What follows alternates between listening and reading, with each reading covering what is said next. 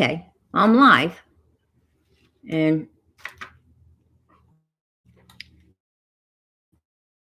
I guess I'm just going to sit here and kind of do my thing. If someone pops in, that will be awesome.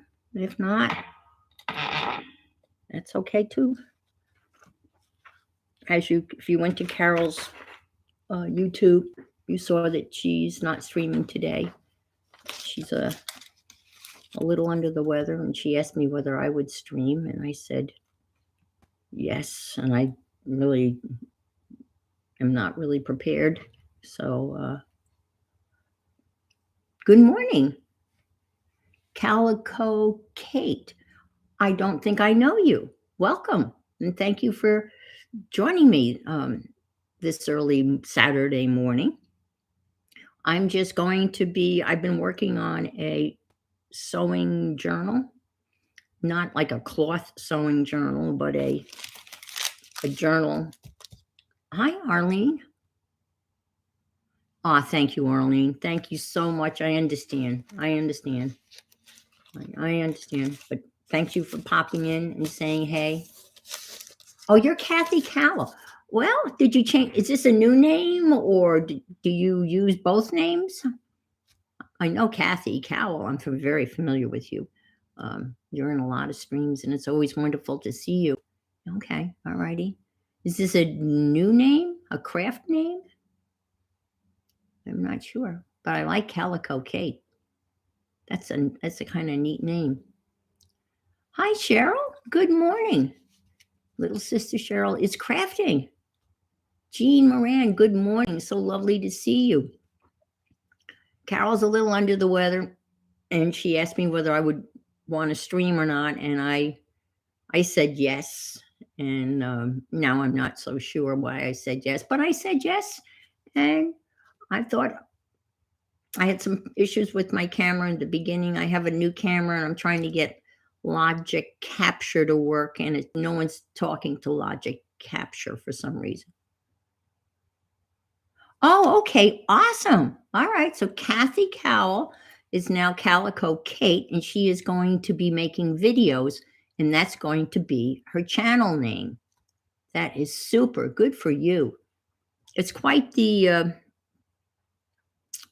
transition to jump in and do this. I'm still very new at it and still very shaky about it.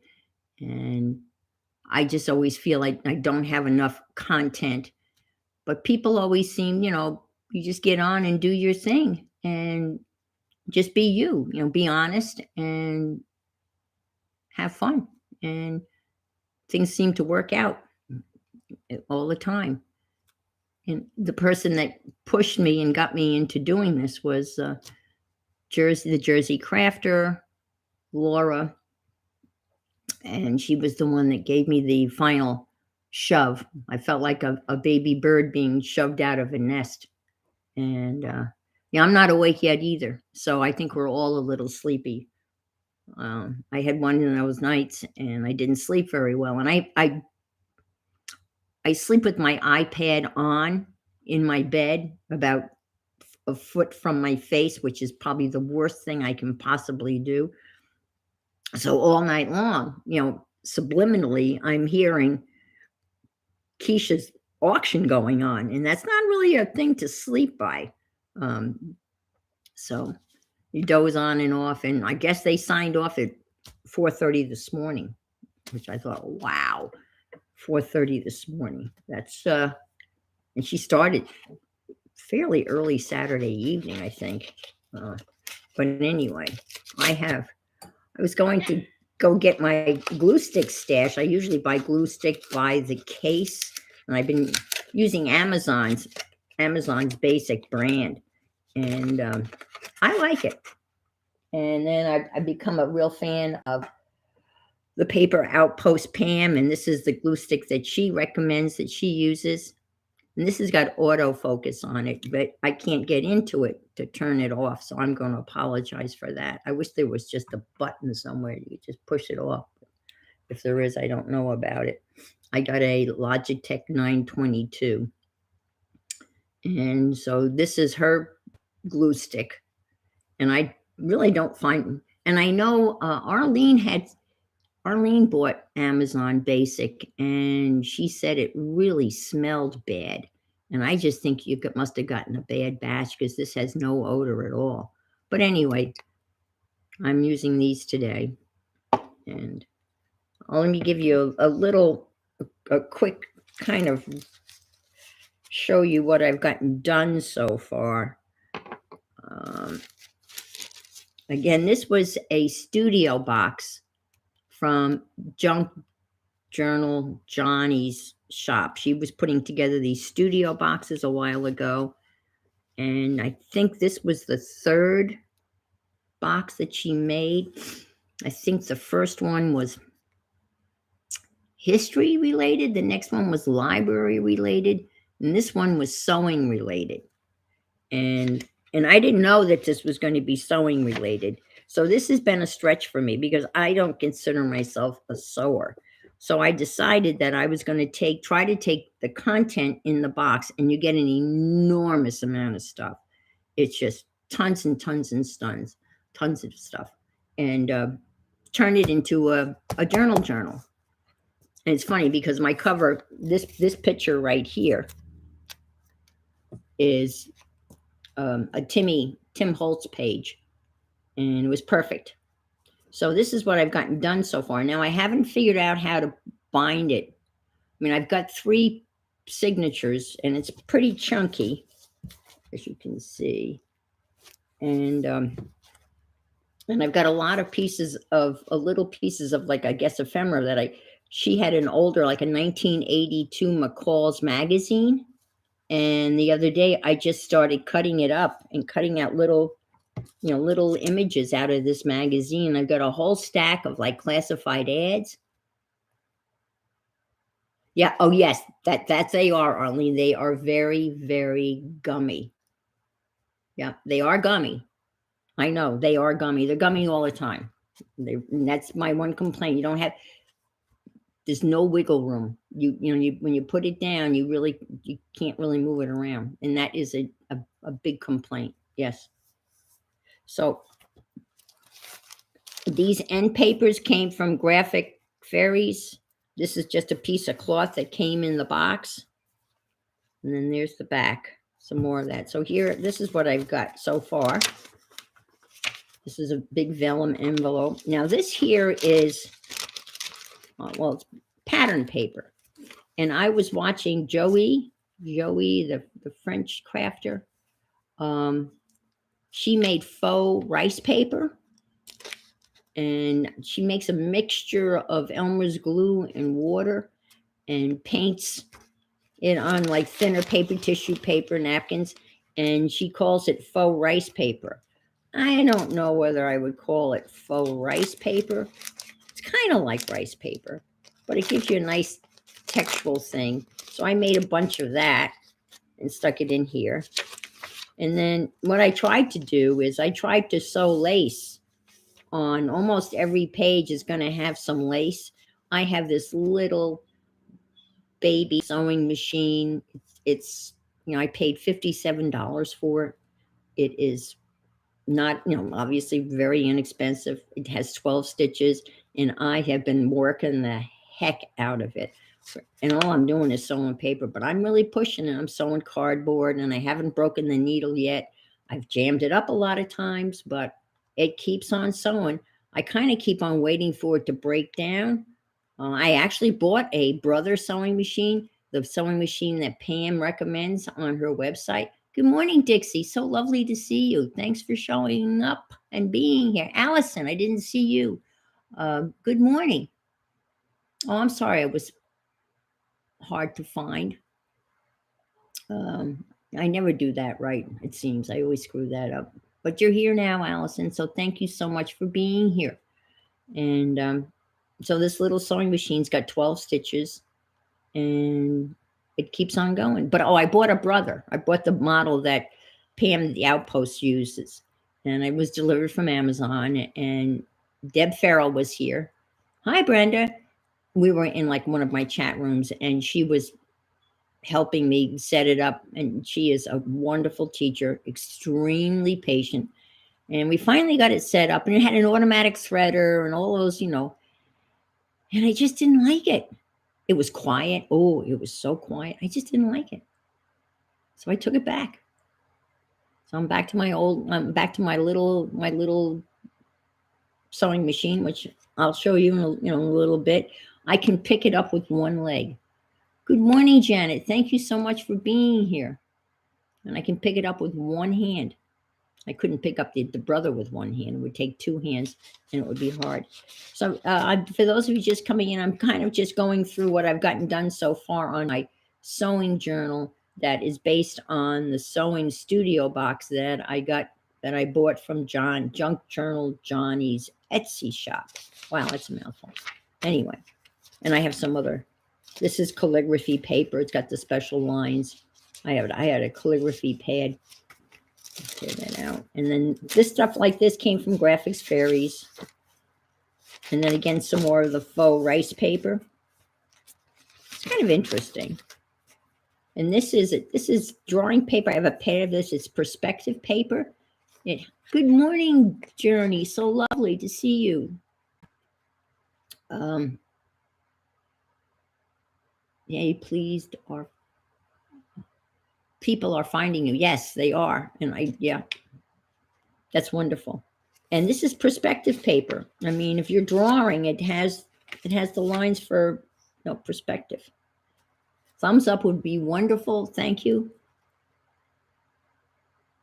Oh, thank you, Carol. I hope you're getting some relief. So again, more of the faux. This is one of the things from the Graphic Fairies. They have a sewing bundle at Graphics Fairy, and I subscribe to Graphics Fairy, so I printed out everything they had. Here I lined it with a napkin that I had done the faux rice paper treatment to, and some Timmy washi tape. And this is a beautiful vellum envelope, which I'm going to use as a pocket. I cut it so I can open it and use it as a pocket. This is really cool. Again, here's a pocket made out of the rice paper, the napkin turned into rice paper. Again, I tried to put lace. This was just a paper bag that something came in. So again, I stitched around. My stitching is awful. It's not straight. It looks like I'm drunk, but I'm not. I'm sober. I haven't tried using my sewing machine after a drink. I don't know what that would look like. But here's some fabric. This is Johnny's stamp right here.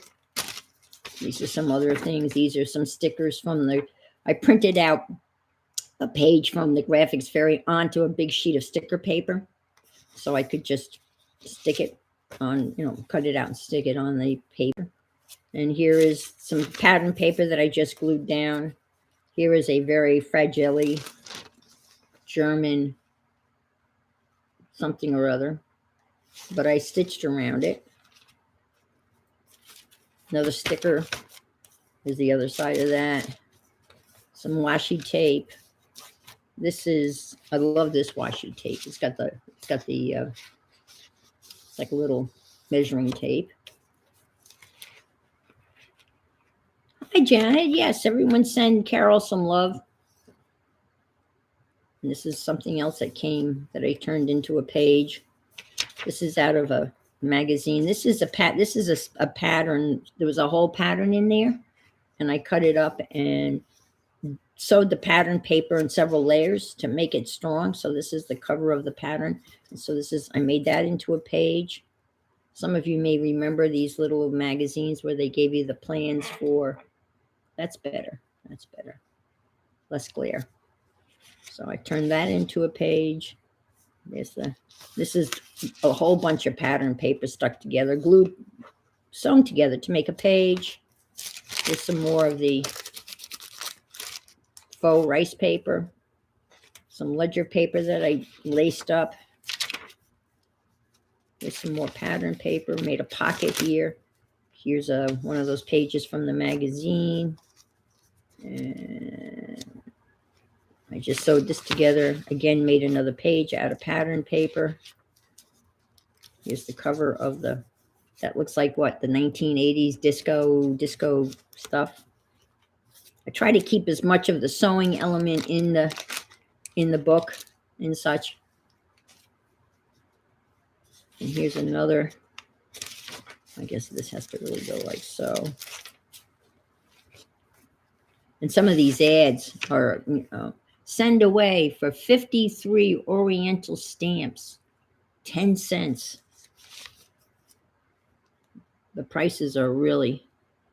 Now, I was talking about this the other day, and I was talking about, I used to live in upstate New York, and I mentioned the big town there where I knew we lived was Jamestown, and I was showing them one of these little classified, and the company was in Jamestown, New York. I thought that was really kind of weird. Royal wedding stamps. Oh, and that's, oh wow, that's Princess Di. How much? Well, anyway, royal wedding stamp. Lady Di plus a new group including 40-year-old U.S. airmail. Doesn't have a price, huh? It'd be cool if you get your, these are some really cool stamps. I have that field stamp, but this is, Johnny did that, and create your own ending. That's true. I have a great stamp that says we are the hero of our own story, which I think is a great sentiment. We are the hero of our own story. So again, this is what I've got. And I think I I have a lot. This is another bag that stuff came in, and I stitched and made a pocket here. And this is a page out of the one magazine. And I made a pocket. And then this is a little piece of the faux rice paper. And I stitched this little classified on it. And I thought I'd stick that in for there for now, at least. And then I made a little, a little pocket here, like so. And then I'm going to have to, and this is the type of thing that you just keep on adding ephemera to, because there's pockets and little things that I'm going to stick in. Again, some more lace. This paper is really cool. I bought it, and it's like fake old paper. It's supposed to look like old paper, so it has this kind of, but you get a whole, like a pack of 50 of them. I find myself using them a lot. Here's some more of that calligraphy paper. I have a lot of paper. I bought, and I don't know whether anybody's in, maybe you might be interested in it if I, run out of. I bought, Pam from the Paper Outpost has something that she sells that are called fundables. I don't know whether you're familiar with the fundables. I'm trying to get rid of that glare. It's not. Our high is 82 and 79 tomorrow. Oh, Journey, 82 is lovely. Hi, Artsy Marilyn. Good morning. Thank you for coming. I so appreciate it. 82. That's beautiful weather, Journey. That is gorgeous. We're going to be 95 today. And there's going to be a big cool down. It's going to be a high of 88 tomorrow. But it's Florida. It's a little early for this kind of weather, but that's what AC is for.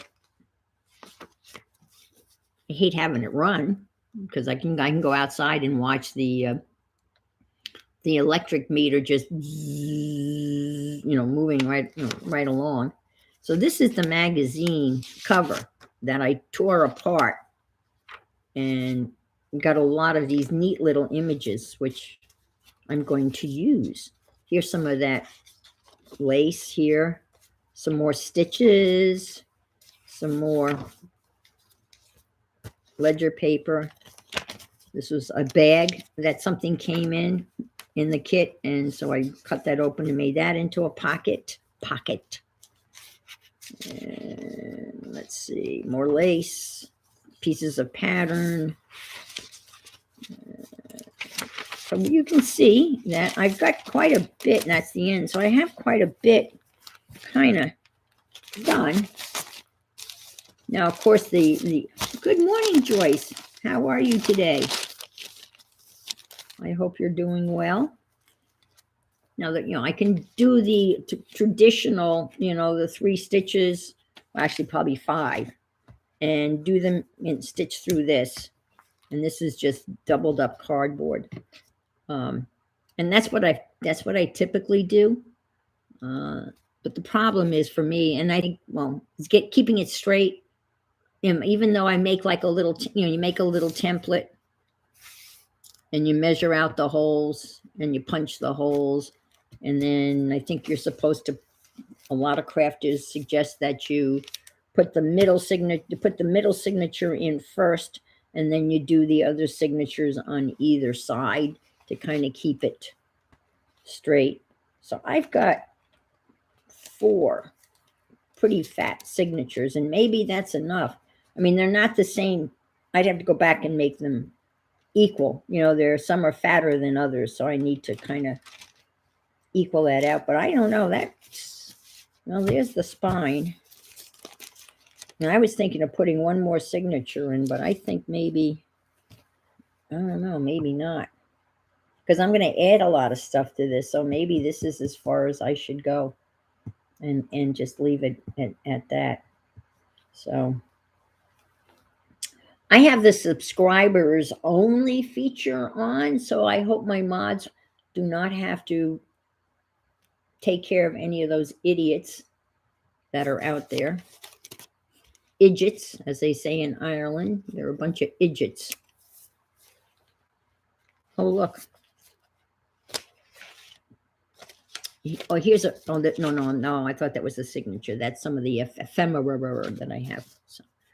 So, and I've started to make tags, because you can't have a journal without tags. I think that's a law somewhere. And let me show you you can all of this stuff here, all of this here. You see all, well, not that, but all of this stuff, not that. I should stop saying all of this. This all came out of that one magazine. Yeah, the lady on the cover. I love the lady on the cover, and that's a Tim Holtz page. That's out of a Tim Holtz bundle, and I don't know what bundle that is, but I love her, and it was so perfect. It's so Jackie Kennedy, and so this is these are the stuff that came out, and I might just glue this on some pages just because it's so cute. And then they had, this was another ad. Does anybody? Hi, Ruth. Good morning. Now I came on. This was like an impromptu. Carol's normally on, and she's a little under the weather, so she asked if I would come on, and I said yes. So I'm here jabbering on, not really saying anything, just doing a little show and tell, showing people where my sewing journal is. But these lovely group of ladies, I'm sure you probably all know who they are. It is Little Women. And this was these are Little Women doll, I guess. So I guess that were in that magazine. So I cut them out. And let me show you. And these were kind of cool. Now this is really big. I don't know whether I'm going to be able to use it or not. Maybe on an angle. But these were called batik. We were trying to figure out, in the magazine, they were referred to as batik flowers or batik flower pots.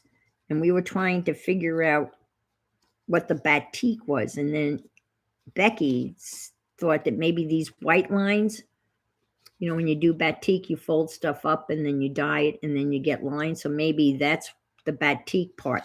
But I thought these were beautiful. And of course, they had directions on how to do this. And of course, I cut those all up. But I cut this out to put in the journal because I just thought it was so pretty. And it's relevant, So again, everything I cut out of that magazine is going to be relevant because it was a McCall's Crafting magazine from 1982.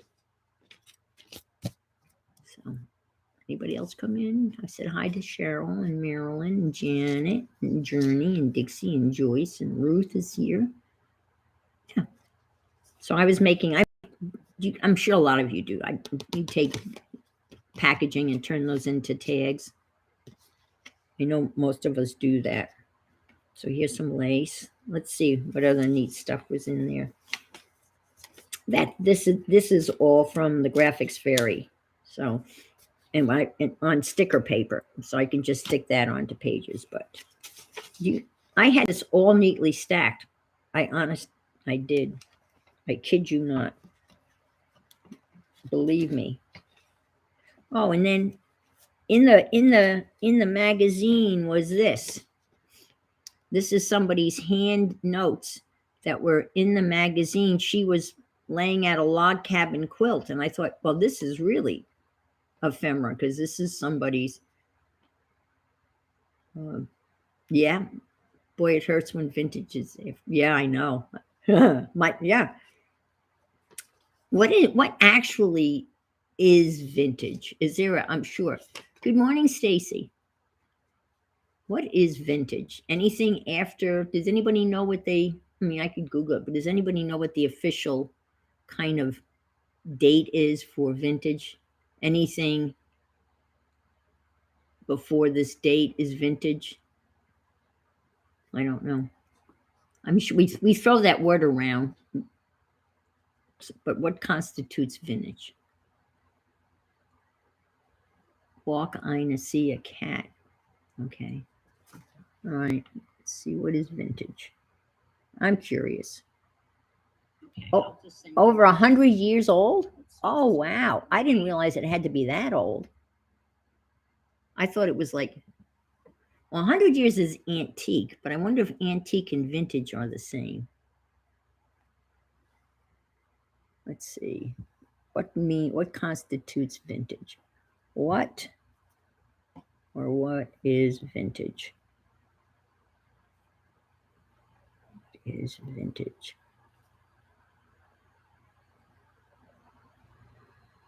Let's see what they say.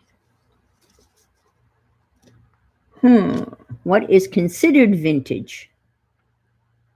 Well, that's what we really want to know. Oh, okay. At least 40 years old. Antiques have to be 100. Most antique dealers consider an item to be vintage if it is at least 40 years old. So in the context of this blog date, a vintage item would be between 1918 and 1978. Even though many vintage items are nostalgic, they are sought after for many reasons besides their age. This includes decorating and collecting. So this magazine that I cut all of these ads out of was from 1982. So technically it would not be vintage. And there's Johnny. Hi, Johnny. This is, you're probably not going to recognize it, but this is your studio box turned into a sewing journal. And I'm just going through all of the stuff that I've used in your studio box to make this sewing journal. And all of this stuff here technically came out of the box because it came out of one of the magazines that was in the box that I have, well, harvested. Isn't that the term? Harvested. And I've cut out all of these little cute ads and, send away and get a Raggedy Ann pattern. And I thought these would be cute if they were glued and dispersed throughout the journal. So that's why I cut them all out. Raspberries, but 1982. But anything over 40, then I'm vintage. I'm assuming that there's several of us in here that may be considered vintage. Just saying. I think the only one I know for sure that's not vintage is Miss Allie Kay, because she's a youngin'. She revealed her age the other night. And, oh, thank you, Janet, for putting Johnny's link in there. That's awesome.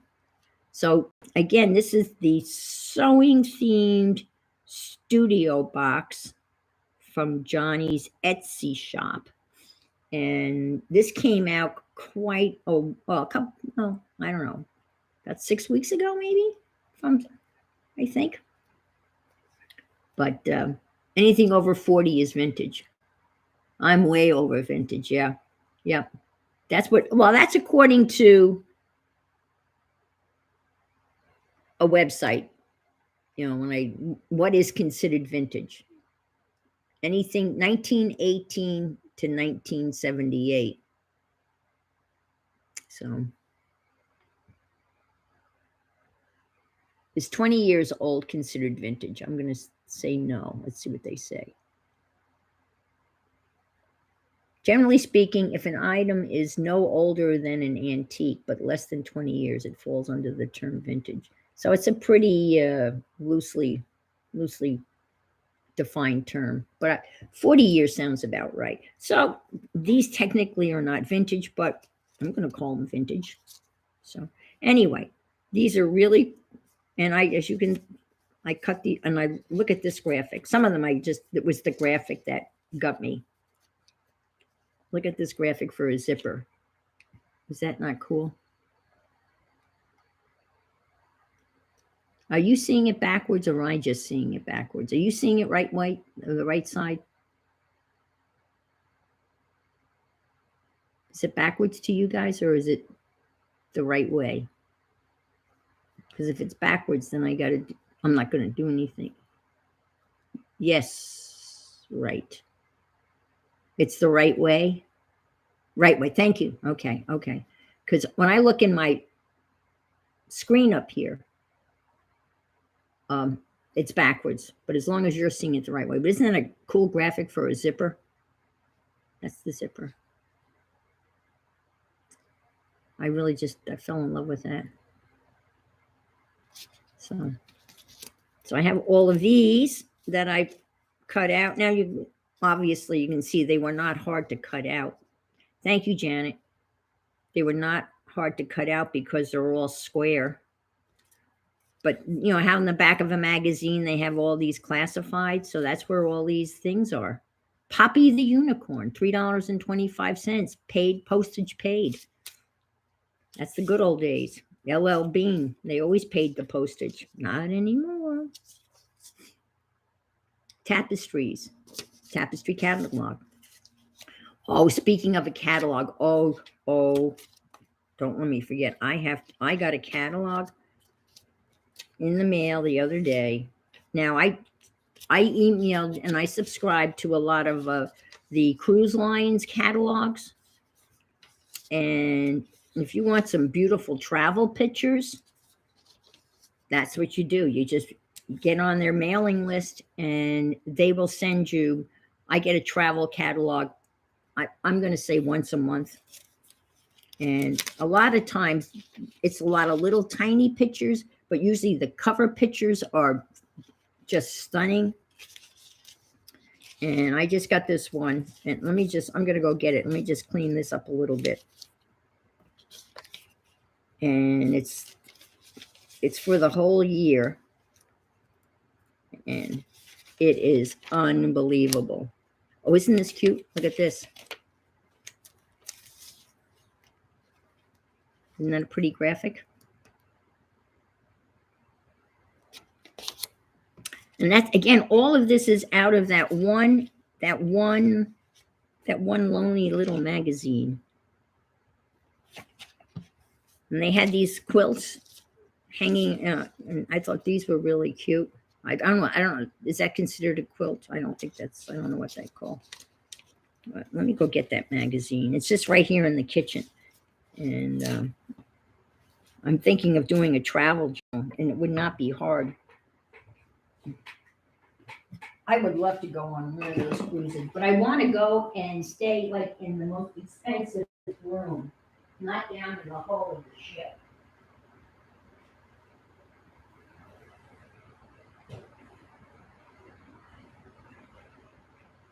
Now, I have never gotten this before. I've never seen, this is, I usually get it from Oceania, but this is put out by, let me move this over here.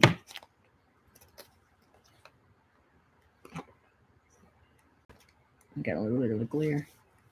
National Geographic Expeditions Travel Catalog 2022 to 2023. Look at this. Look how thick this is. So if you want, if you know, a lot of people don't have magazines. So you just look and you get emails. There's an art museum in New York City that has a beautiful catalog that they send you with gorgeous pictures of paintings that they have in the catalog. It's an art catalog, and they send it out about quarterly. And then they have actual books where they bind those catalogs into a hard-covered book, and you just write away and say, yes, I would like that, and then they mail it to you. Oh, this came out of a McCall's Crafting magazine, 1982. That was part of Johnny's kit.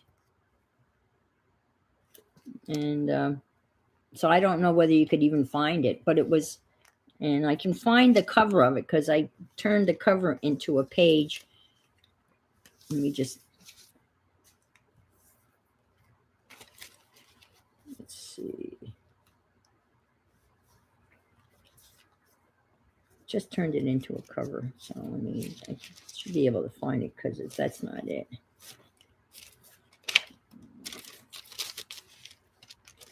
So I think this is going to, I'm going to try to use all those little ads because they're little. I can glue them on every page might have one. I just think it would be fun. I think they're fun to look at. I'll put them on the tags. I've made some tags, but they're really, the tags are being made out of the pages. And this is a graphic from Graphic Fairies. And here's a little piece of fabric. And this is a piece of bag of something that Johnny had. But so the tags themselves are, well, there's a needle point that came out of the back. So the tags are not very colorful because they're, that brown and white color. So it's going to need splashes of color. And I might just go through, and just slap on a dab of color.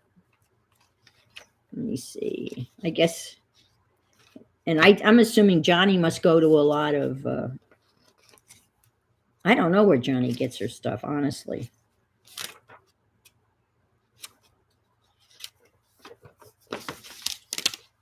So here, this is it.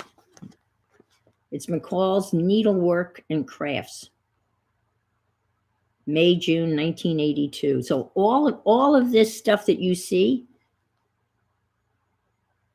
came out of this magazine.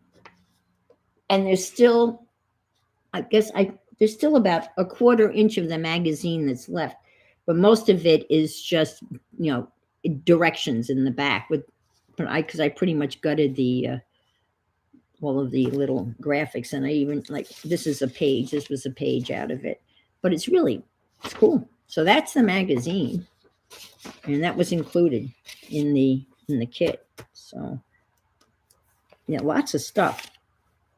I mean, this is this is going to be a while. Let's see.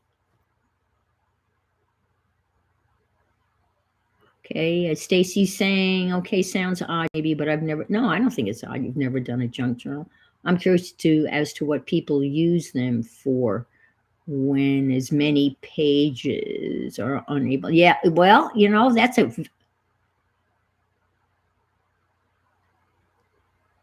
yes, I was thinking that. Yep, little ones.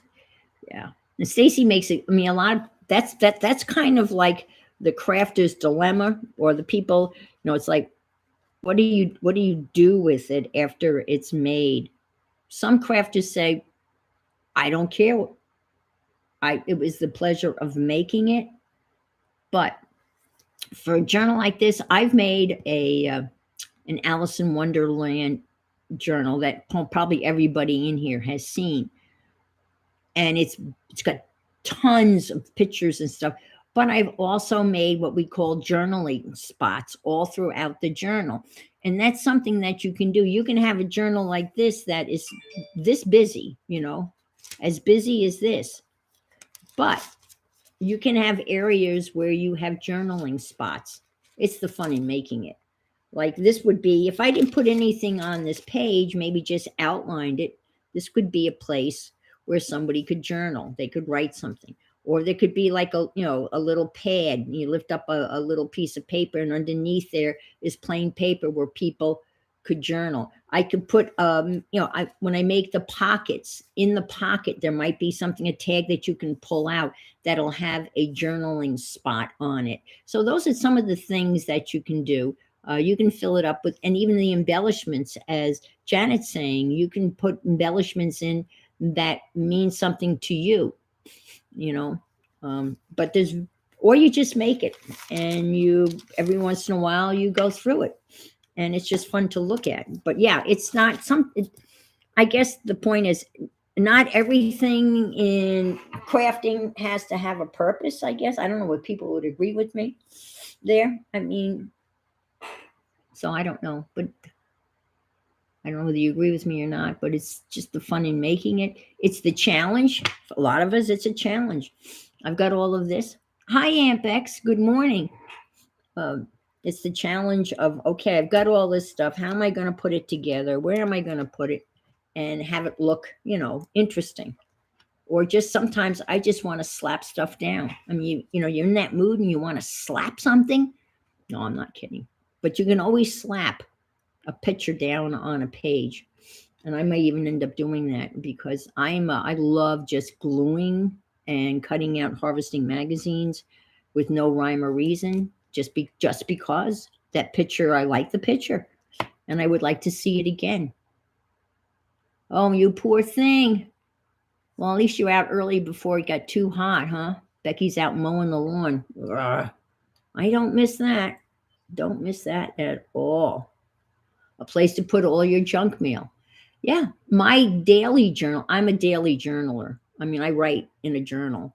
And a lot of times what I do, if I'm journaling in a composition notebook, and I like to write with fountain pens. I collect fountain pens, so I typically write with a fountain pen. And the fountain pen will bleed through on a cheap composition book page. It always bleeds through.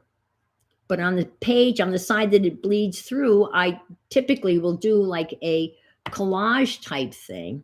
And a lot of times that collage will literally be made out of the junk mail I received that day, because I get a lot of junk mail. And sometimes I save the junk mail and glue that into my journal on the page where the ink has bled through. So it makes for a very interesting kind of journal. Okay, so themes help people. Yeah. Exactly. You got it. Not everything has to have a purpose other than you have fun. Yeah. I mean, it doesn't have to be, junk journal is one of those words that people just throw around.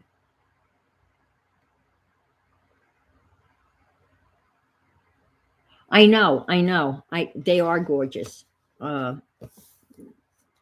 I don't know whether I can hold this up, maybe get the glare. But this is quite the publication.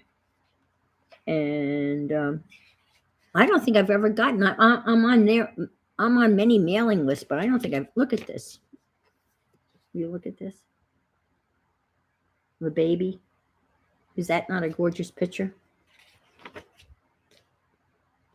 Looks like an armadillo. This picture. I've used this picture. This picture appears in another cruise lines. And I have this picture in several of my glue books. In this picture. I mean, this is just stunning.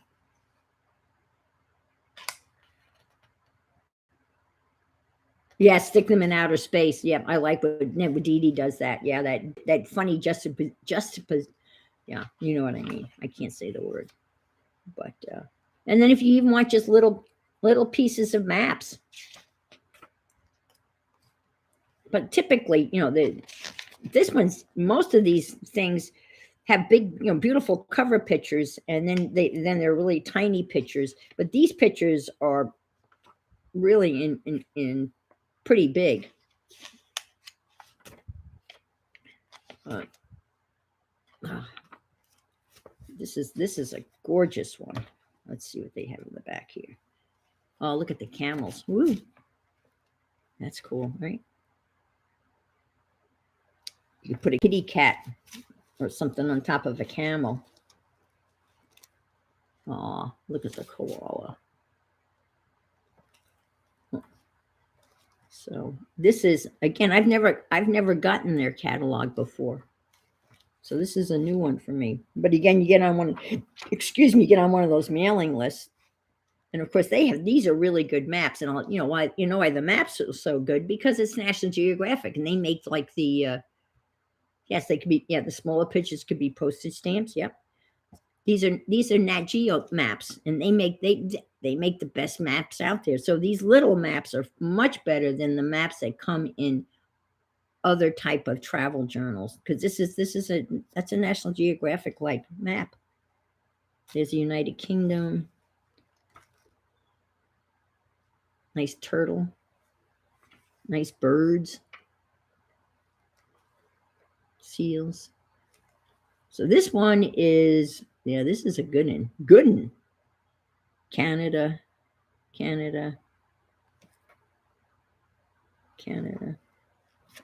Oh, look at that with the polar bear and the reflection. That's a cool picture. It's only 12,830 days for 11 days from 12,000. So I don't know. Does that mean that starts at 12,000? And then they tell you the activity level. This one is very light, meaning I could do that because they have light activity or moderate. And then it's Taj Mahal. Aw. Yeah, this is a beautiful one. So where can you get your own one? Hi, Gail. Good morning.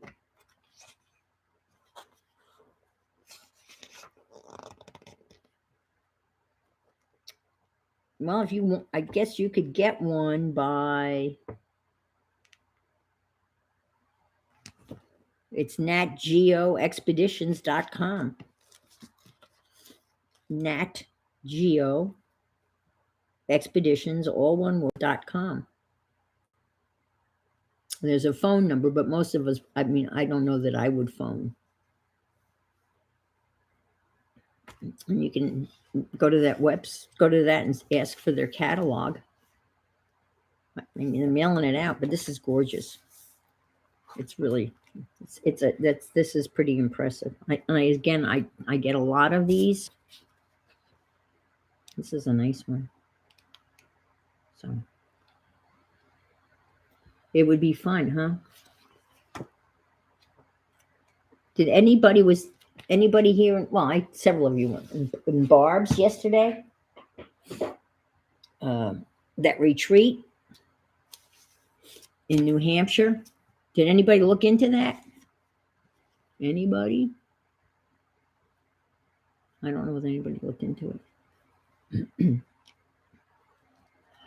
I did. I went and looked into it to see what the cost was and everything. And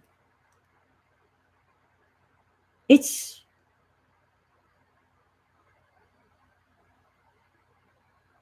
oh, thank you. All right. Okay.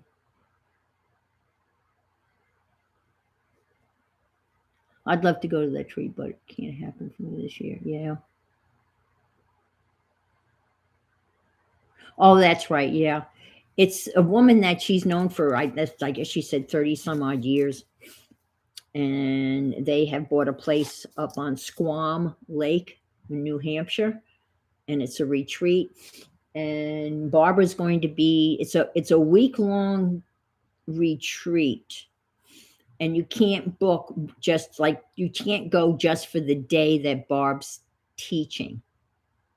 You have to stay the whole time. And they made that very clear when I was reading all the fine print. Barbara's going to be teaching one 5-hour course 2 days, but it's the same course both days. And then the rest of the week that you're there, I guess you hang out or work on your project. And Barb's going to do, it sounds like a mixed media thing with all kinds of stuff that we see her do, but you would be doing it with Barb. And it sounds like that they are providing all the materials. You know, she's already, bought some of the materials that she's going to be doing in the during her lesson. It's a mixed media. Is it, maybe someone else can help me here, was mixed media and fabric or something? I know it had to do with fabric and mixed media, something. It's a retreat that Barb Owen is going to be an instructor at, and it's in Squam Lake, New Hampshire. And Squam Lake, New Hampshire is 2.5 hours from Boston. And if you go to the website, they tell you how, and the closest airport is Manchester, New Hampshire, and that the facility is 1 hour and 15 minutes from Manchester Airport in New Hampshire, and 2.5 hours from Boston. So if you were to land in Logan, you could. There's shuttles, I guess. Yeah, watch Barb. Yeah, live from yesterday, and she's very excited. There it is. There it is. Becky put the link up for you. Well, as I said to Bob, my sister lives in New Hampshire, and I haven't seen my sister in 5 years because of COVID and everything else. And I'm seriously thinking about it. I mean, I would go up, spend a day or two with my sister, Julie, and then rent a car and drive over to the retreat. My son is in Boston, so I could see him and his wife. My problem is I have a cat, and if I were to do all of that, I'd have to be away for at least 2 weeks, and that's what stops me. 2 weeks is a long time.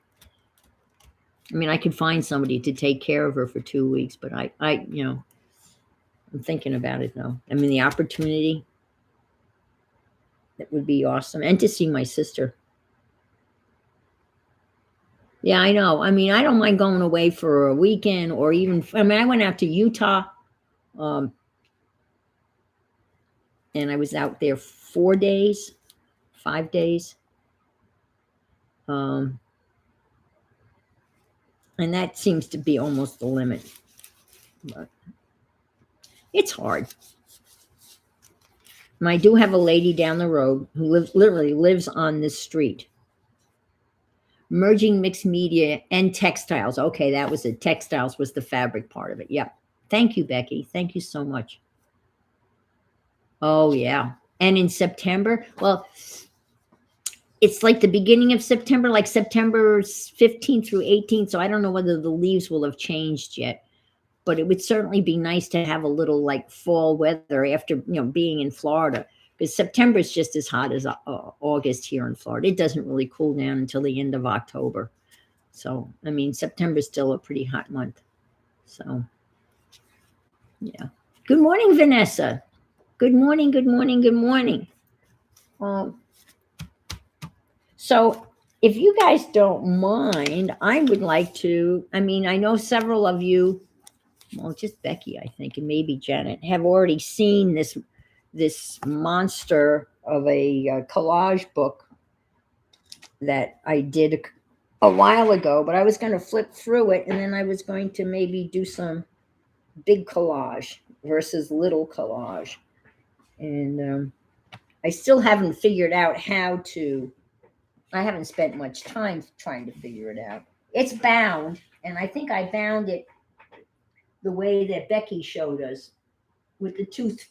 Didn't you have that binding, Becky, with the 2 threads where you use 2 threads? So right now, this was basically, the substrate is all packaging. It's all packaging. and like cereal boxes, Cheez-It boxes, spaghetti boxes, macaroni boxes, tissue boxes is the substrate for this. And I have it just sitting in this, which is, as you can, this is a priority box, and this is a Charlie the tuna, because I buy cases of tuna fish to feed my cats. So, so this is what it sits in. And my challenge is, I've punched some holes here. My challenge is to take this with this type of binding and get it in here. Now we've talked about like putting a straight thing across here and then just lots and lots and lots and lots of glue, but I'm not sure. So that's my dilemma. And I wish I had put these reinforcement things before I sewed it together, because it is coming apart a little bit. But it was fun to make. And if I can get this in the screen so it's somewhat, you can look at it. So it's, move this up like so, move this like so. No, that's not going to work. All right, I can go like that. I can go like, whoops, ooh, don't want to do that. I didn't like the sound of that. Let's see, can I move that? No. All right, I'm sorry, folks. Well, we'll have to do the best. I can move it up like so and glare. Okay. I can hold it up like that. Like that, like that. Maybe this is not going to work. But this was a case of soda. All right, Becky, take plenty of water breaks.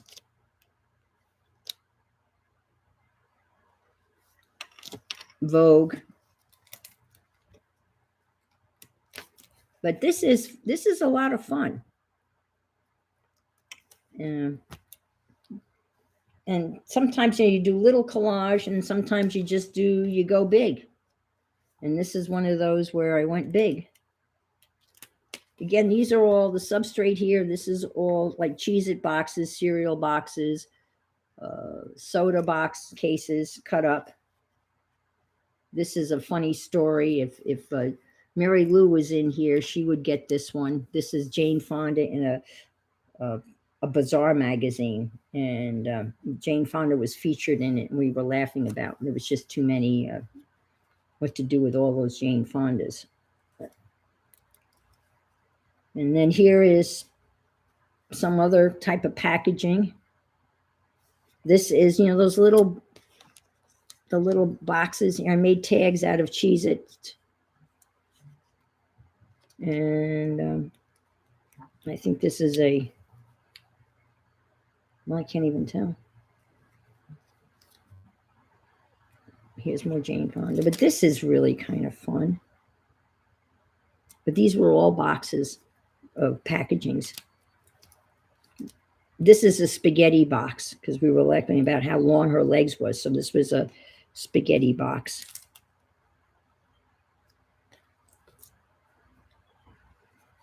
And this is a tissue box, I do believe. And this is a picture of my mom. I just love that picture of her from the 1930s. And here's, yeah. But to see now, to Stacy's point, it's just fun to look at. Every once in a while, I take it out and just look at it. And these are pictures that all caught my eye. This is a Kleenex box that I opened up, and it's got pictures on both sides, and it folds up like so. Oh, this is another Kleenex box, and I just glued in some napkins. There's the hole that you get the Kleenex out of. And I did some doodling on it. And this opens up this way. It's just fun. I highly recommend this. Just save some boxes and just start gluing pictures on them. It's a great substrate. And you can get various different sizes. Again, I don't remember what these boxes were for, but it's another packaging. Oh, that's packaging with a hole in it. And let's see. Oh, look. This is a pasta bag. I made a big tag to go in the plastic pasta bag. Made a tag to go in there. Glued that on. Got the old Tiffany. Here's another Kleenex box that opens up and folds. I love this ad with her on the fish hook. I think that's in the fashion magazines. I was getting all these magazines, and I'm telling everybody I'm not renewing any subscriptions.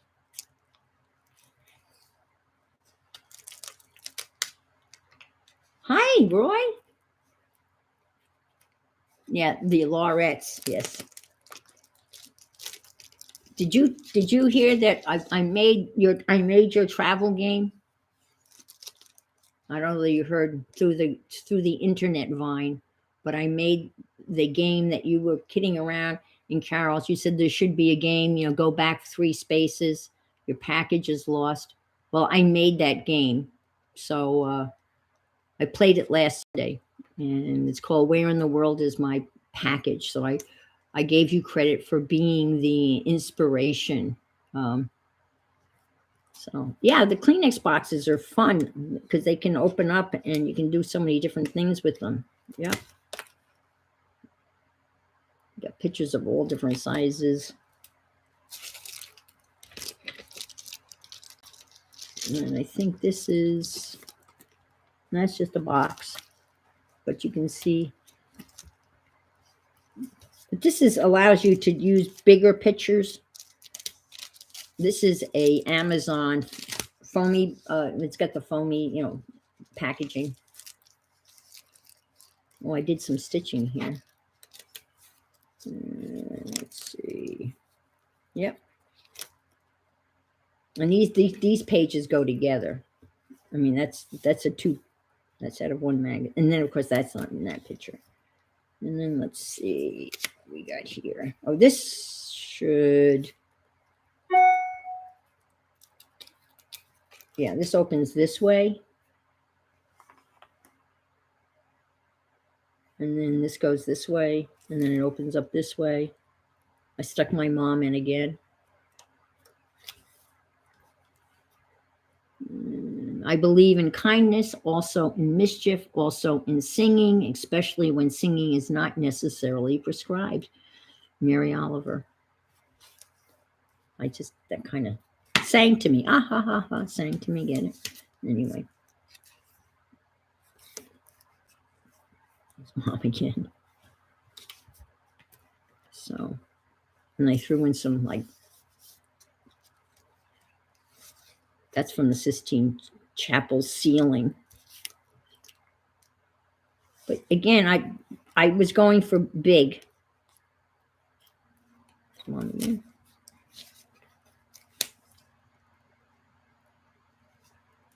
And kind of doing some of that kind of stuff, And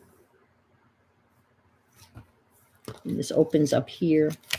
And this goes this way. You can't really see it. And then comes down and folds down this way. And then you got the kitty. I like it when you do that. You have big pictures and putting them. So the sizing is, kind of different. And my grandkids were here, and we had those little boxes of cereals, they had the little individual boxes of cereals. So I sewed them on. Now I sewed that with my little sewing machine. That's through 2 things of cardboard, and it sewed. And then a Cheez-It tag. There comes a time in every life when the world gets quiet and the only thing left is your own heart. Can't be that kid standing at the top of the water slide, overthinking it. You have to go down the chute, or you have to, make a video, or you have to do something. To me, this is like a real collage type of thing where you have more thought out there. And then, and this too, I like that one. The word relating.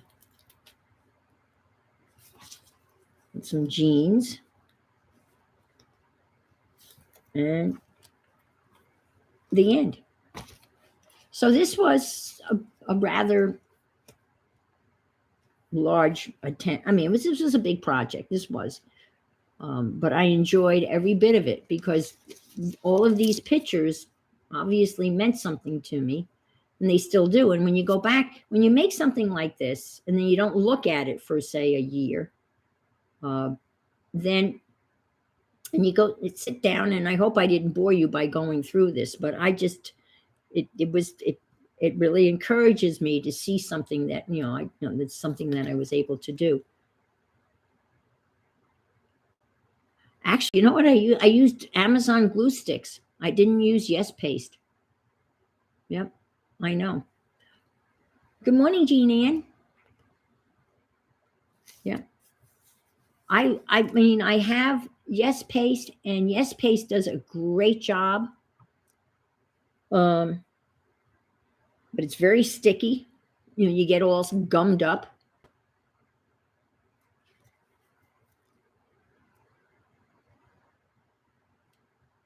Oh, you're going to cruise the Mediterranean. Nice. Where, like Italy, you're going to go to Mallorca? That part of the Mediterranean, Spain, Mallorca, Italy. That sounds cool. Roy just got back from Costa Rica. I hear Costa Rica is gorgeous. And that's where not Mary Lou Jenkins is. Oh, you know who I mean, the crafter. She and her husband moved to Costa Rica. Yeah, that's great. Oh, yeah. Okay. Palma de Mallorca. Yeah. Cool. Yeah. I think you're only in Palma de Mallorca from 8 in the morning until, like, I don't know, 8 at night. Because I checked that, there's a brochure that has, that's a pretty common stop. And Palma's like the Miami Beach of Europe. Because that's where, all the people fly into Palma. It's got beautiful beaches. And you would think that maybe you were in Miami. It's pretty cool. I think you know this. I lived in Mallorca for a year. Okay, yeah. You gonna do some snorkeling? Yeah, that'll be great. Yes, Lori Marie Jenkins has moved to Costa Rica. Thank you very much. Yeah, she and her husband been snorkeling in Mallorca. Yeah, the water is just, the Mediterranean. That water, that blue, clear. Yeah, it's amazing. What a great trip. Good for you. I just found out last week that my son and daughter-in-law are going to Iceland. They're leaving tomorrow for Iceland. That's supposed to be really nice too. Paradise, yes. Well, that's what Gertrude Stein told Robert Graves. Robert Graves was a poet laureate and a very famous writer and poet, British writer and poet. He and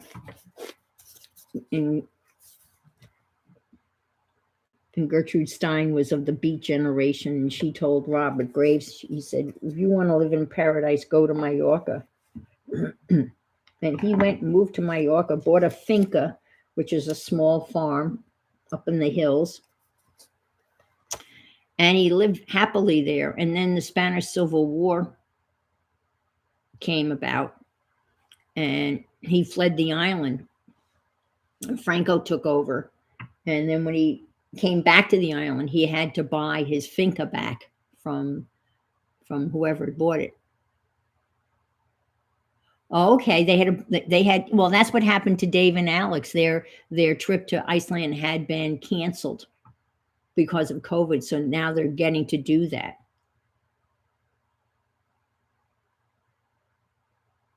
Yeah, Iceland is a way to beat the heat unless you get too close to the geothermal area. And then you melt, right? Yeah, absolutely. Uh-huh. That's true. That is so true. Okay, I'm gonna glue, and if people wanna glue, I am so inspired to glue after I've showed you all my main glue book. I have another. Sometimes you get something in the mail that the pages are pretty sturdy, and you go, I could use this as a collage book, and I have one of those, and this is the crafting, dilemma. You know what I'm going to say, right? I got it out. I put it over somewhere in a safe place, so I would be ready to glue in it. Do you think I can find it? Hell no. I tell you, crafters have their own Murphy's Law. And I've been trying to come up with a cute phrase that would be the crafters' versions of Murphy's Law. If you can go wrong, it will. Well, if you can lose, I know this is it. If you can lose it, you will. That's it. If you can lose it, you will, especially when you're crafting. I specifically went into the other room and looked for it, found it, brought it out here. And I figured it would be fun just to. I've got a whole thing full of pictures,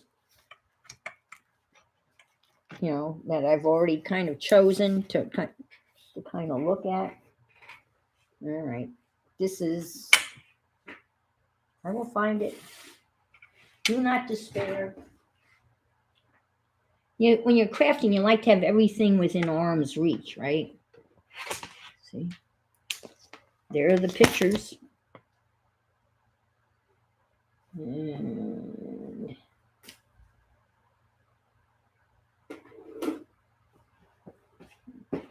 oh, man. I'm so sorry, folks. Oh, there it is. There it is. I found it. Okay.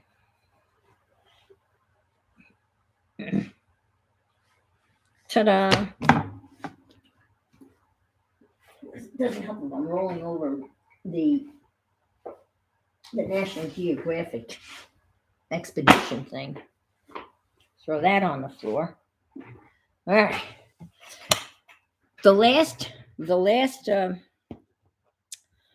thing that we were supposed to do in Mary's Friday Night Live hop was going to be hands. And then she canceled that and discontinued doing the Friday thing. But I had already cut out a bunch of hands. So I had some hands. And I couldn't think of a better way of recycling the United Healthcare Insurance Company. This is the AARP supplemental insurance. And they send you so much of this stuff. And the paper was awesome. Yeah, that's what I understand. Yes, Dixie. And Iceland has like a 98% literacy rate. It's the highest literacy rate in the world. It's supposed to be a lovely, lovely place. Yes, I know, Journey. Absolutely.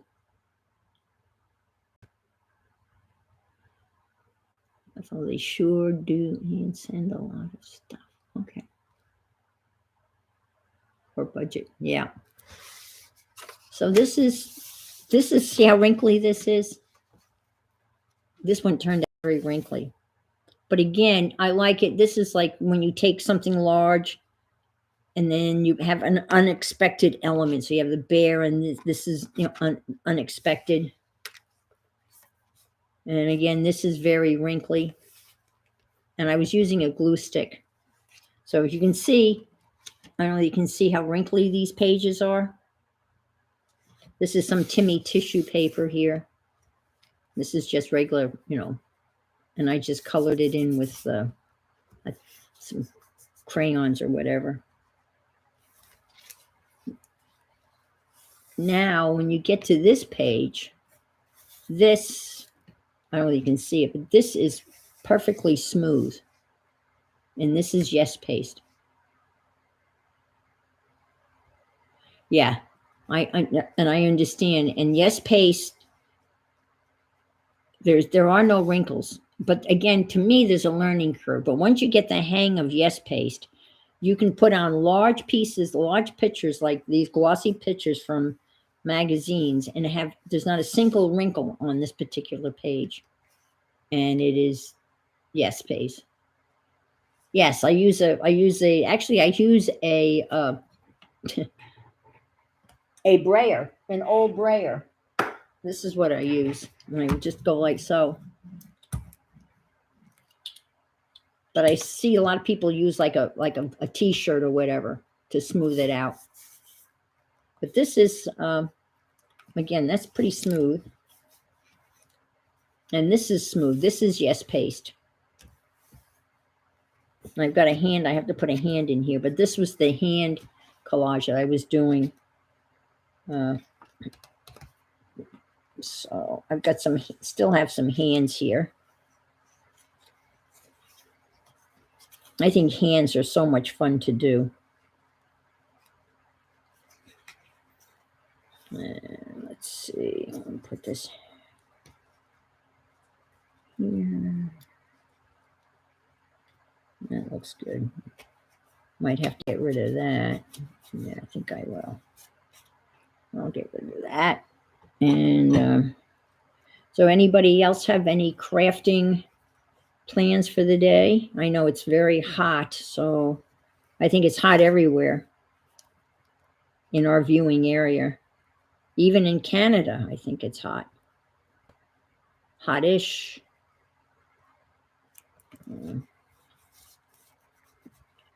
Some of our weather here, we have, here in Florida, some of you folks have been hotter than we have been in Florida, that just doesn't seem fair. I expect the heat and the humidity,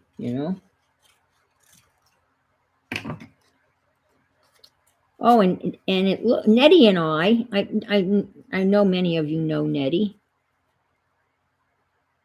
We are trying to hook up. We might be able to meet face to face. So we're pretty psyched about that. She and her sister-in-law, who she calls her sister Penny, are coming down to Lake Okeechobee, which is probably an hour and 20 minutes south of me. And we might hook up on their way home. And but we would have to meet halfway. I mean, it's 124 miles. Oh, that's nice. Royce said they're in the 70s with a cool breeze. Roy, on the cover of the game, I tore up maps, regular, road maps. I tore them up and stuck them down as the cover for the game. And I tore off a section of Long Island. So you're in there. Lynbrook is there. So you're on the cover, technically. Lynbrook is there. Wantor is there. That's where I grew up, in Wantor. And Babylon, West Babylon, where Janet lives, she's there. So you guys are all on the cover of the game. And Mary Lou is there because I happen to have a map of Rhode Island. So I tore out the part of Rhode Island where Mary Lou lives, and Aunt Bex is there because I had a South Carolina map. Wasn't that random? I had a Rhode Island and South. I got the maps, but I have Casey, South Carolina. So Beck is on the cover. You just have to know where to look. But that's She's on the cover. So I think, I don't know, I want to cut that. Let me see if I have something else to put over that. I got these hands too. Let's see.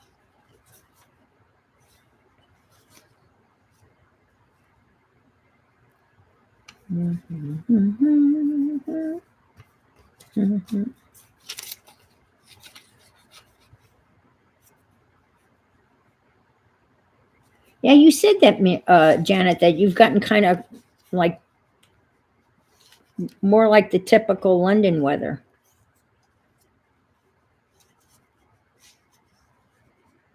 Don't mean to be,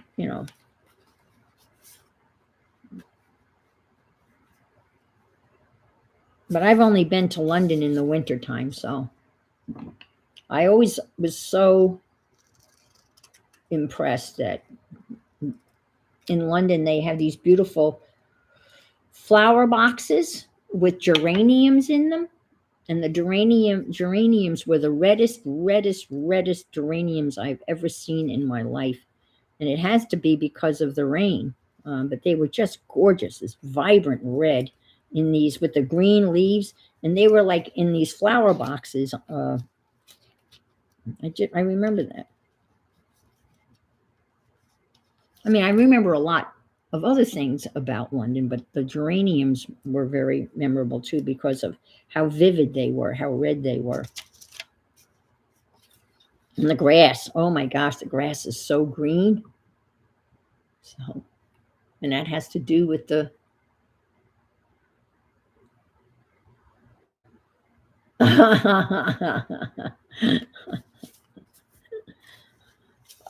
Burt Reynolds. Oh man. Was that no? Burt Reynolds wasn't in Cosmopolitan, was he? No. Who was in? It was Joe Namath, right? That was in Cosmopolitan in Stockings. Oh, did Reynolds do a? Did he do a did Reynolds do a Playboy spread in Cosmopolitan? Okay, Burton Cosmos. Okay. In pantyhose. I couldn't think of the word pantyhose. Yeah, pantyhose. Yep. So what should the caption be? Real men wear pantyhose in public? I don't know. Because those football pants that they wear are pretty snug. I should have a magazine to glue on, right? A glue magazine.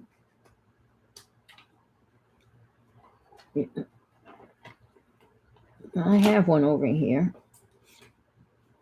But the book that it's on top of is stuck to it because it's sticky here. Yeah, what the heck? Yeah, I subscribed again to all these magazines, but I got these ridiculously cheap rates. And I was getting Architectural Digest, Vogue, and Vanity Fair, Town and Country, and Traveler. And that's quite a few magazines, but they were all $10 a year. The problem is when they go to renew, that's when they catch you. But when I subscribe to a magazine with a rate like that, I always write a check. I don't use my credit card, so they can't sneak in that auto renewal, which I really think should be, even though they give you warnings supposedly. But if you're like me, I skim through my emails and half the time I miss the renewal notice. And the next thing you know, you're paying full price for a magazine.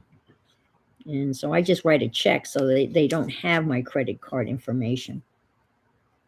I know sometimes it's a pain in the butt to write a check, but have you guys seen those apps advertised where they kind of go through and check your renewal stuff? And kind of prevent you from double paying those renewal costs or things like that. I can't remember the name of it, but it looks like an interesting concept to help you not get nailed with, renewal fees. There's a name for that. I don't remember.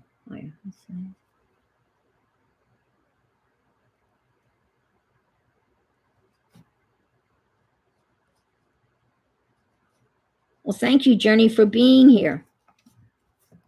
Thank you so much. I have an ATC that Journey made me many, many years ago, and it's in my kitchen, right in the counter where I can see it every single day. So, Journey, I think of you every day because I look at the lovely ATC you made.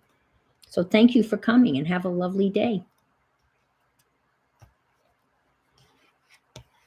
Is it Father's Day this weekend? I think, is that what we're? That makes no sense why they would block that. Well, I am thrilled that the subscriber only seems to be working. I know several crafters think that YouTube's going to fix this problem. And my contention is offering us the subscriber only feature is the fix. That is their fix. I think that they think that that's what they're going to do for you. They're offering you that subscriber only fix. I could be wrong, but that's my sense of that's what they're giving you as a solution to the problem. Yeah, audio, I'm reading here, right? I have audio books too. I love them. Yeah, Father's Day's tomorrow. That's right, Sunday. Yep. Sunday. I just need a little something. Just a little something to cover up that. Maybe it's just something. I need something here to cover up that corner. Maybe that'll do it. And I'll put those hands in. And let's see. That should work. And we'll stick that there. Just put the glue in here. Now, when I buy the Amazon glue sticks, I buy them, in a box, a whole bunch of them. But I buy big ones and I buy the little ones because sometimes the little ones are easier to manage than the big ones. So I have both. I like literally having both sides. I don't know if that makes any sense, but to me, it's easier to have. Sometimes the little one is easier to move around than the big ones. Let's see, get that there. Yeah, I know what I'll do. This is going to get cut. Do this, the old fingernail cut right there. And the old fingernail cut here. Alrighty, got it. And this can go here, cover up that. Alrighty, got it. And just glue all this in here like this. Okay, alrighty, stick that there.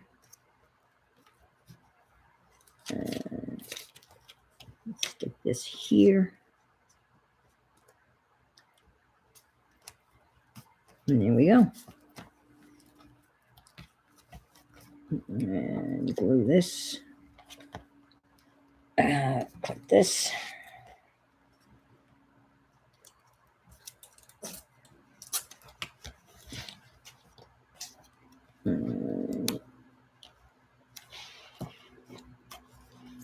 Put a little glue down here and here and here. Okay, there we go. The other thing that's really great for straightening this stuff up is the lid to the glue stick. I use that a lot too. Just that works also. I learned that from some crafter a long time ago. There. I love Alfred Hitchcock. So there's my hand spread, which I started probably last year. I love cutting out hands. They're always so much fun. They're so interesting. And of course, we have Alfred Hitchcock's hands. This is Picasso.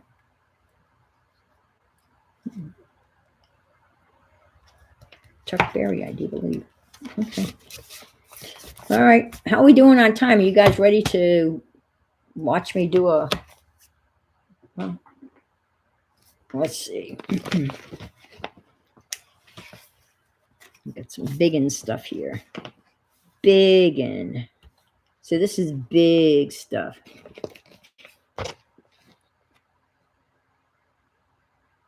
Oh, wow, Gail. Well, have you had that checked out?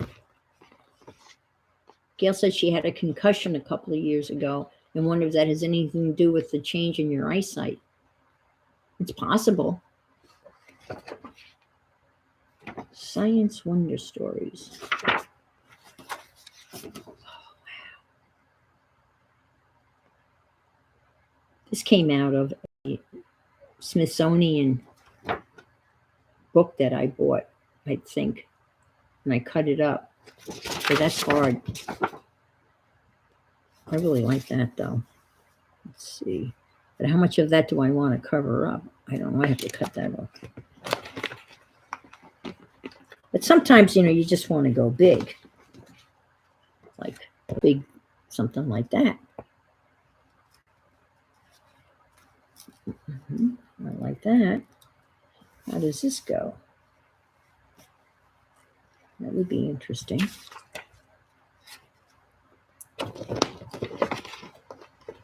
So this is one of, big pictures. Like, look at this dude. There's a big man. Woo, woo, woo. But I like his arm draped around this house. That kind of looks interesting. Bring this down a little bit. Bring him down a little bit. No, he's going to have his arm. Yeah. Yeah, that kind of works. It's different, right? I like that. That looks good. Ooh. I've got some really good big ones in here. I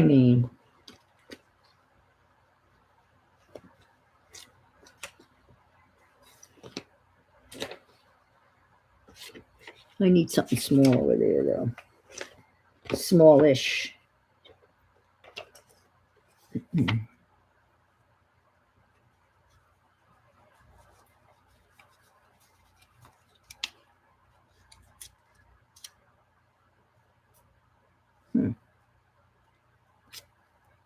A little fox.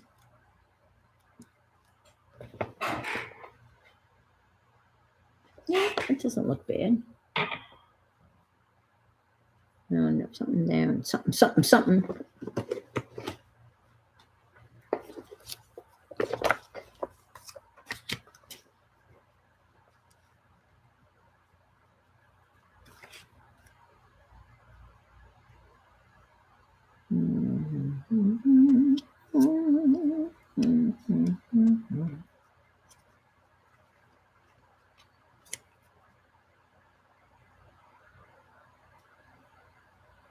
Yeah, I like that. I could do that. Real good. Close calls with driving.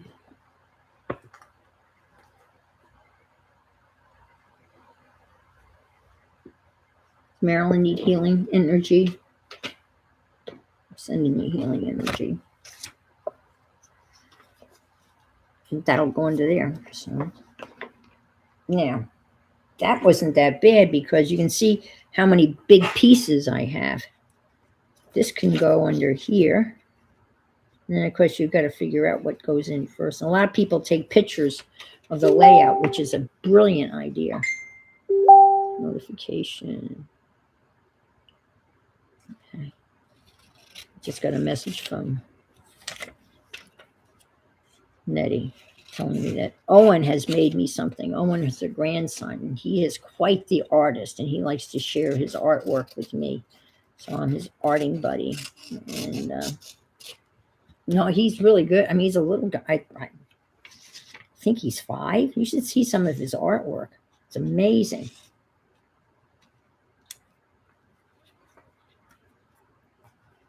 I mean, I've read a lot about, people arting, and then as you get older, there's always some horrible art teacher along the way that basically starts criticizing what you've written, what you've drawn, and then that completely shuts you down, and then you lose all confidence, and you really never art again.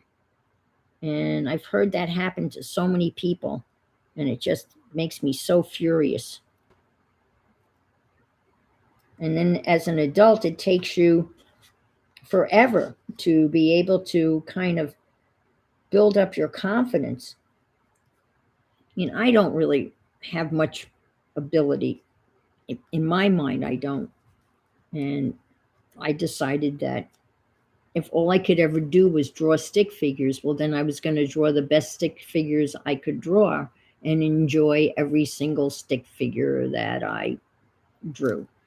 And because there's nothing wrong with a well-drawn stick figure. So that's what I think. Talking about histoplasmosis.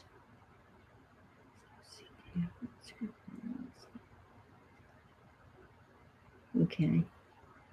I'm not on top of what you guys are talking about. Healing energy, Marilyn. Why did it move to the edge? Okay.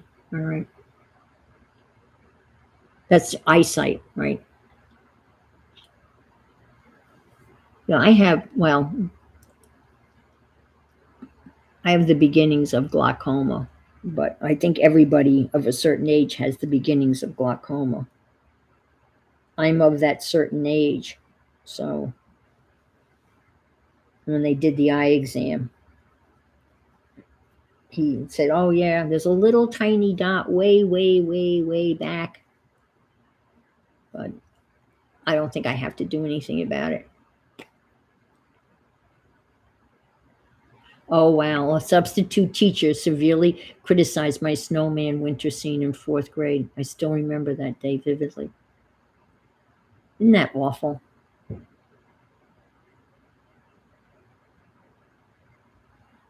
Oh wow.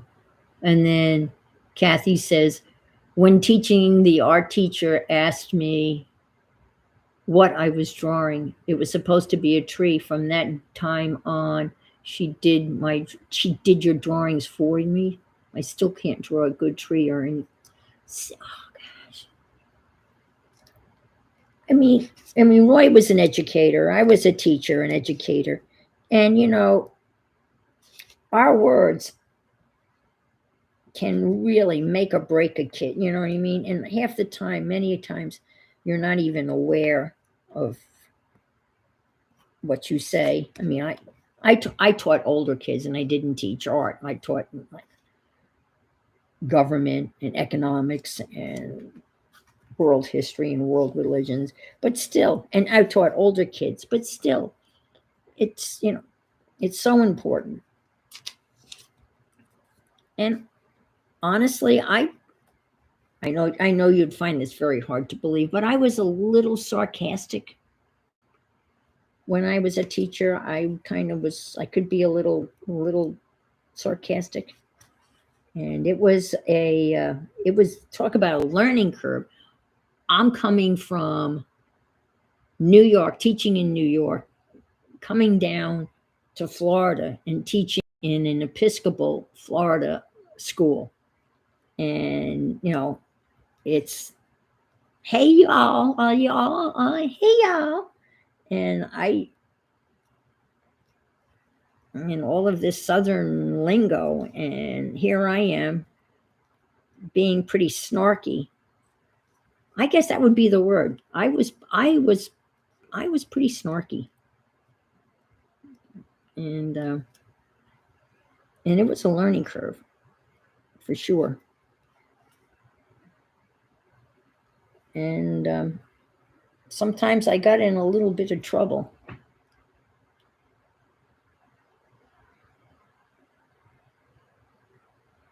Yep, build up, not tear down. Yep. And you never know what baggage a kid is bringing to school. You have no idea. And in, and I was teaching in a private school, and these kids were very privileged and very entitled, and that was a problem in itself. But they still could come to school with, you know, issues. Uh,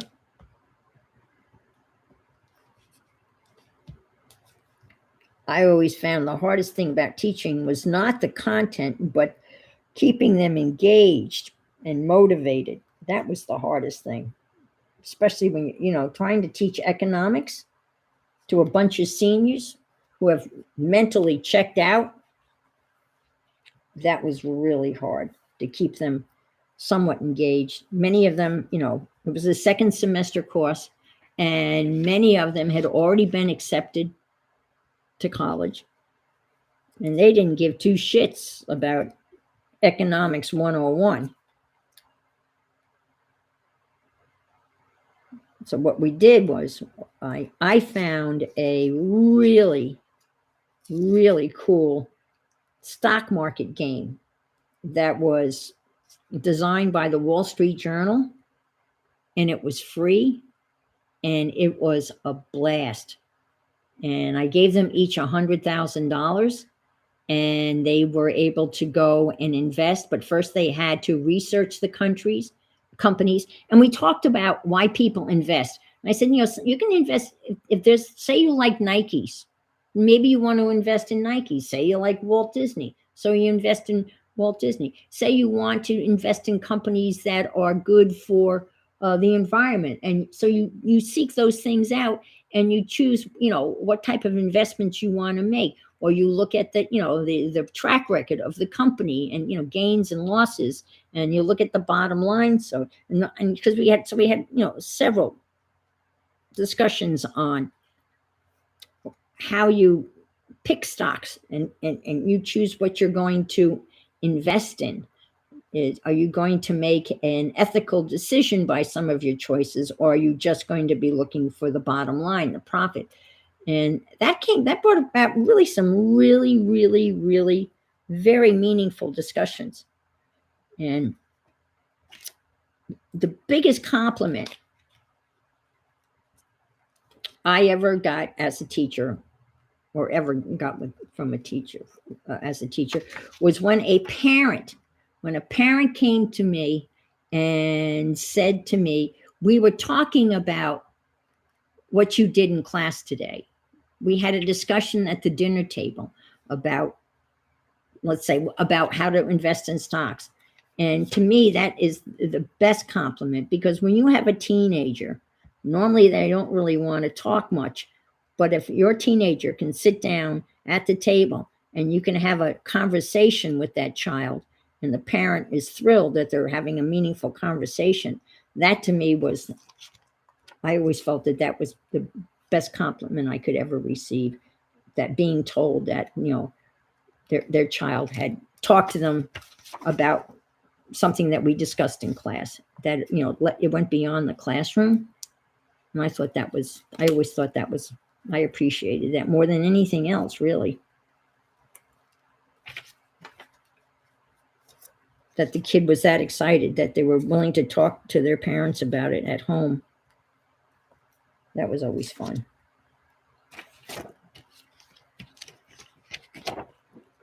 So we played the stock market game, and then when all else fails in economics, what do you play? Monopoly. So we played Monopoly. Everyone brought in their Monopoly games. They all had different various versions of Monopoly. Good morning, Kathy Whitney. And the funniest thing, the most enlightening thing about playing Monopoly was I had foreign exchange students from China in the class, and they never heard of Monopoly because they don't play Monopoly in China. Go figure. And the neatest thing is when I had my American students teaching the Chinese students how to play Monopoly. That was hysterical. And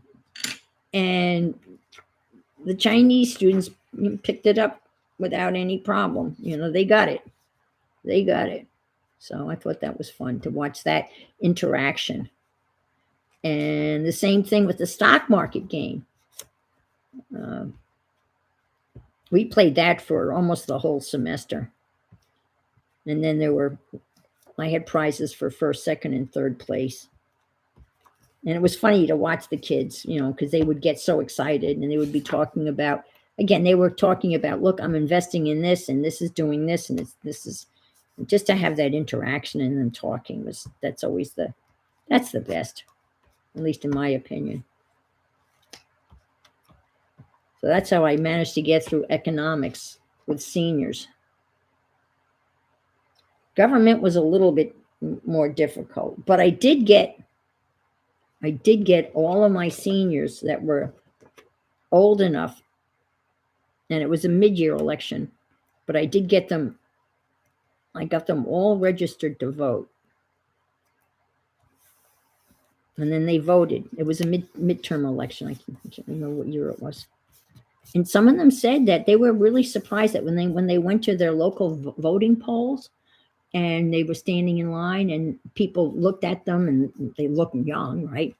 And they were telling the people that this was the first time that they were voting. They said a lot of people just patted them on the back and said, good job, and applauded them and were very, proud that they were voting. So they were kind of taken back by the reception they got from people in the voting line when they realized that these kids were voting for the first time. I thought so. Hopefully, that would be encouragement for them to continue voting. So we got them all registered. So that was a fun thing.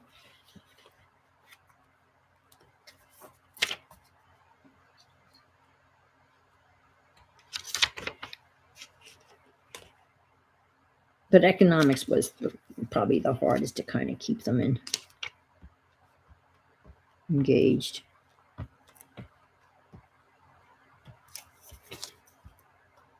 And then I developed for my 8th grade American history class, I developed it was like a quest type of thing. You had to earn badges, and in order to earn the badge, if you earned the badge, inside the badge, there were several things that you had to do. Either watch a video, write a short essay, look up something, right? There was various tasks that they had to do in order to earn the badge. But if they earned the badge, then they could test out of taking the traditional multiple choice essay test. But to earn the badge was a lot more work than they would had to do to take the traditional test. But they worked hard not to take that test. And it was like a badge of honor when they tested out and they didn't have to take the traditional test. And there was point system, and I used like the guild system. So when they started out, they had so many points. They started out as apprentice students, and then they worked their way up to journeyman. And then finally, after they got so many quest points, it's like playing like World of Warcraft. There were quest points. and they leveled up. Then there would be perks along the way as they leveled up. And there was a program that I used that kept track of all of the. I didn't have to keep track of their points. They were plugged into this platform that kept track of all of their quest points and would automatically level them up, and they would earn the badges like a Boy Scout badge. You have to do so many tasks to get a badge in Boy Scouts. Well, this was the same thing, except it was in American history. That was a lot of work, but they enjoyed it. So, and they didn't know which ones I was actually looking at, because there were 100 students, and there's no way I could have looked at all of their entries. So I would have some of them, if they submitted it, it would be automatically accepted. And then there would be a percentage of them that I would look at. And I was at that point, I was no longer teaching English, but I held them accountable in history, as they should have been, that they needed to have proper capitalization, proper punctuation, proper spelling. And if they didn't, I would send it back to them and say, nope, not acceptable. Do it again. And then we had a discussion. And we decided that how many times should I send it back, and then get to a point where you can't send it back anymore. And they said, okay, baseball, 3 strikes and you're out. If you can't submit it after 3 tries and submit it correctly, then you don't get credit for it. And look what happened. See, this is bad, bad, bad, bad. I was talking and the little foxy got, and because I'm using this glue, I am screwed. The fox lost his face. Oh well. And the fox is glued on top of the tractor, so. Well, maybe not. Let's see. Maybe not.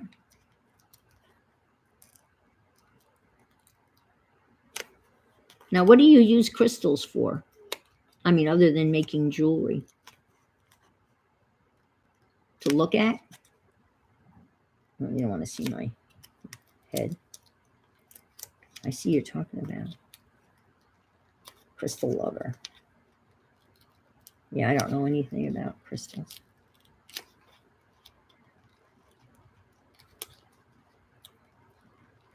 Oh, okay. Healing stones. All right. I kind of knew that.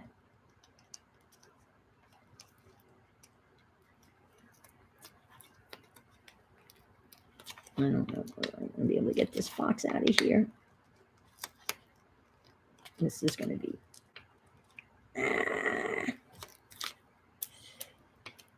See, this is the problem with, well, I think any glue stick, if you put enough glue on it. And this,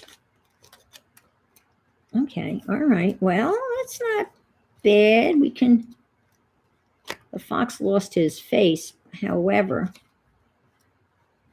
I got the tractor thing here, and I could glue something else in there, because that's okay. That's kind of salvage that. That's not a total. Let me leave that open, and I'll find something roundish to stick in here. So it's not a lost cause. So there's another page. I kind of like that page. It's very glary, but. So this is basically big chunks, other than this little strip down here. So, okay. So, do you hold the crystals in your hands? I mean, do you kind of just like a wary stone? You just kind of move it around in your hand? Is that how you use the crystals? Or is certain crystals more healing than others? I don't know anything about crystals. That's why I'm asking.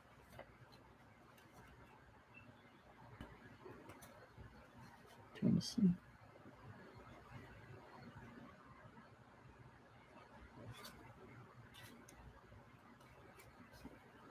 No.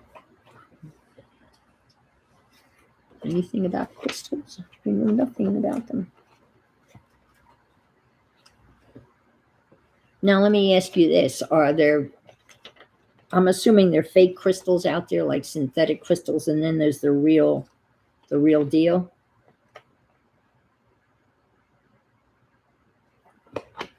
All right, good for you, Ampex. That's got to be a great accomplishment.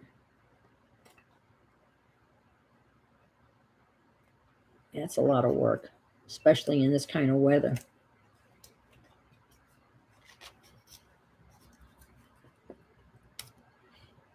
Have you had a lot of rain, so you had quite a bit of grass?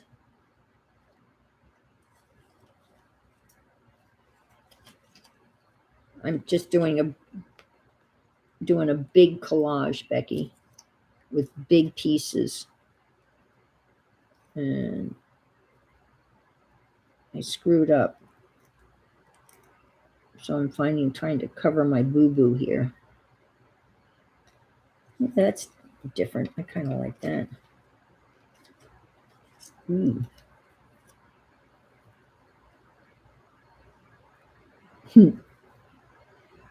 That's kind of odd. Drape a leg over his shoulders.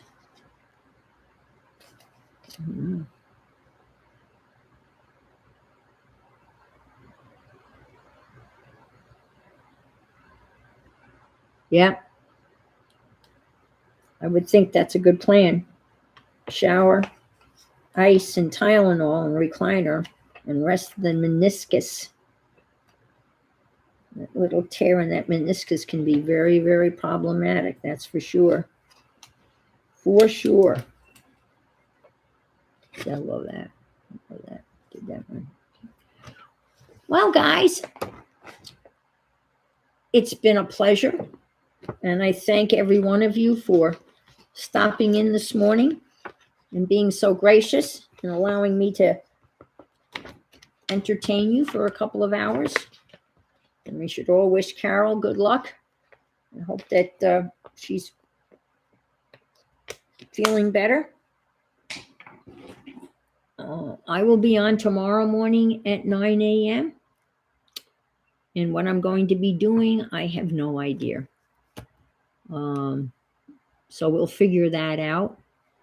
And yeah, we'll figure it out. Maybe I will sew. Maybe I will collage some more. Maybe I should work. Maybe I'll work in the sewing journal.